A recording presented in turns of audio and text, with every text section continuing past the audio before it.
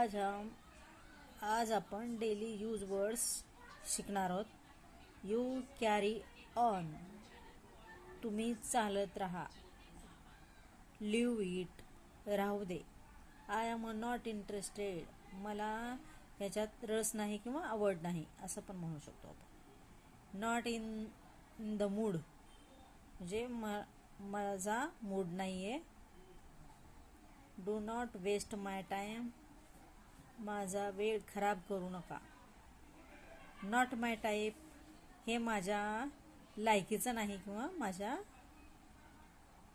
हे सारखं नाही हे. आय नो माय वर्थ, मला माझी किंमत माहिती आहे. कीप इन द, अशा प्रकारचे keep it to the point, मुद्द्यावरचं बोला. आपण म्हणतो ना की फालतूक नको बोलूस, जे पाहिजे ते बोला लवकर लवकर. हे डेली यूज वर्ड्स आपण करून आपल्या इंग्लिशमध्ये भर टाकू शकतो आणि इंग्लिश वाचायला शिकू शकतो.